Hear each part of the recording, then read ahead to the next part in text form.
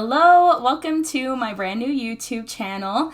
My name is Hannah and this is Reads by Hannah. This is something that I have been thinking about doing for a very long time and I just decided, you know what, we are just gonna do it. For today's video, I thought I would do a bookshelf challenge. That I have always loved watching these bookshelf challenges. This particular challenge is the History of My Bookshelf Challenge. It was created by emmabooks. I thought this would be a great thing to use for my very first video. So when she did her challenge, her personal challenge to herself was that she wouldn't use multiple books from any series, but as you can probably see, my bookshelf is not very big. I do not have a ton of books, and so I'm just gonna try and not use the same book twice, but I think same series, we're gonna allow it. So question number 1 is the oldest book on your shelf. So there are a couple ways that you could take this question, and a lot of my books on my shelf I didn't personally buy, I kind of like inherited from other people, and so I don't know exactly what the oldest book is on the shelf, so I am gonna go with the book that I read first. So the very first book I read on my shelf is Fablehaven by Brandon Mull. This is the book that got me into reading initially. Very near and dear to my heart. Alright, numbers 2 through 7 questions are like a book that you read in 2015, 2016, 2017. So I'm going to do the years 2015 through 2020. So starting with a book that I read in 2015. What did I read in 2015?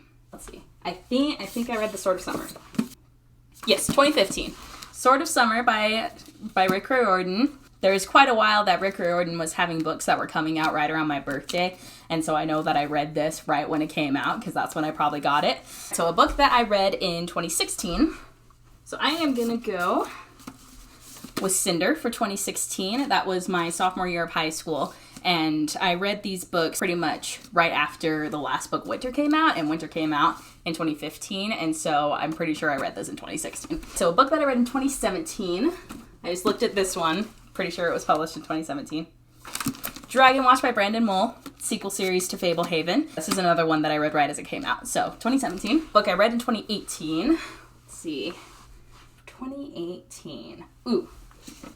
Yes. Secret of the India Orchid by Nancy Campbell Allen. I remember this because I read it my first semester of college. All right, a book I read in 2019. Shouldn't be that difficult. It was just last year. All right, I'm going to go with The False Prince by Jennifer A. Nielsen. I know this isn't the first time I read it last year, but I know I bought these books last year, and so I'm pretty dang sure that I reread them after I bought them. So we're going to go with this for 2019. And a book that I read this year, 2020.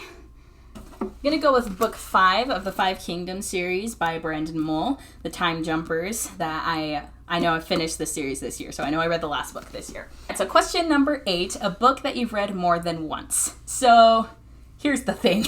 With the books that are put on my bookshelf, I really only, at this point, have bought books that I have read over and over again. It'd be more hard-pressed to find a book that I have not reread on my bookshelf, but I'm gonna go with this one. This is probably one of the most reread books on my bookshelf, The Lost Hero. It's the first book in the sequel series to Percy Jackson, and so I reread this book every time a new book in the series came out.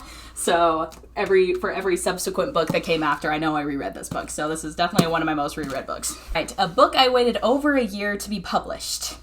Ooh, there are a few.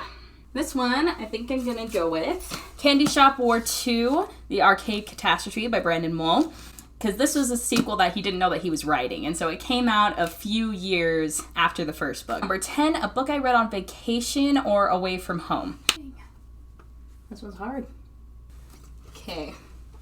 For this one, I'm gonna go with Princess of the Midnight Ball by Jessica Day George. This is a book that I would read often when I would go on trips for school and things like that. And so I know that I have read this while traveling. All right, number 11 is a book that you got from someplace special.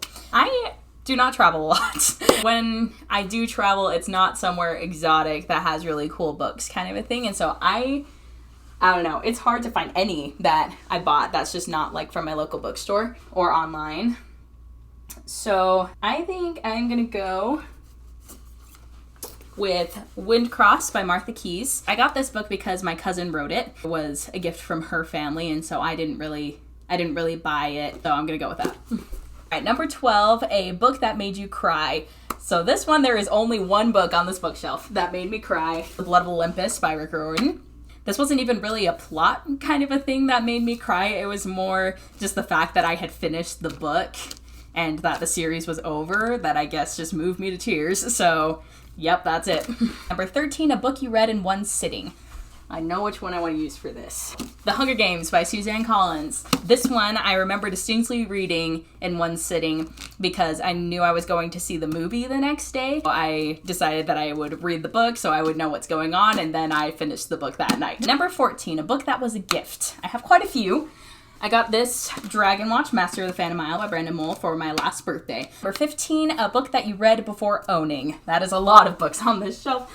A Selection by Kiera Cass. I read this a few times before I bought the book. Number 16, a book that you lent to someone else. I'm gonna go with The First Candy Shop War book by Brandon Mull because this one kind of has a funny story that only very recently did I realize that I had not lost the book, that I had just lent it to someone, and we found out who it was and we got the book back. So there you go. And number 17, a book that has been damaged. I have a great one for this. Here is my second copy of The Lightning Thief by Rick Riordan. And here is the first copy. Nothing really happened to it. It just got read a lot. And so it got completely torn apart. And I hold on to it for sentimental reasons. All right, 18, a book that you got on sale or discounted. I'm gonna go with Stars Above by Marissa Meyer because this one was specifically a used book that I bought. So yeah. Number 19, a book that you read with someone else.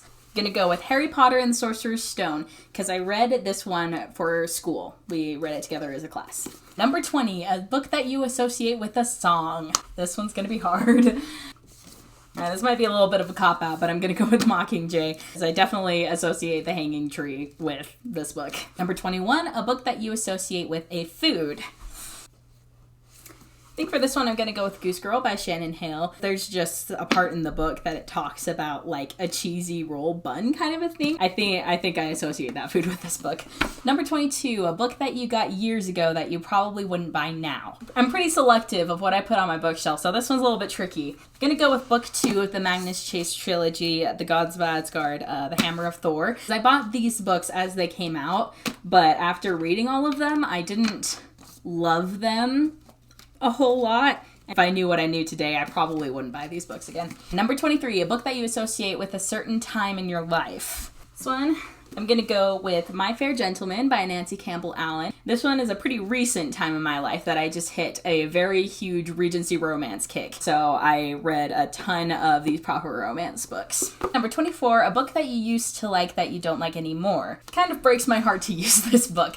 House of Hades by Rick Riordan. It's not that I don't like the book. I do like the book a lot, but this is a book that I loved the first time I read it, but then every time I've reread it since, haven't loved as much as that first time. Nothing specific, just haven't loved it. So I'm gonna have to use that. Number 25, last question, the newest book on your shelf. Newest book on my shelf is The Princess of Glass. This was given to me just a few days ago. Alright, so that concludes my very first video. Don't really have a plan yet as to how often I'm going to be posting. I do have a plan of some other videos that I want to do. But yeah, hope you enjoyed the video. Hope to see you here again soon. Thanks for watching.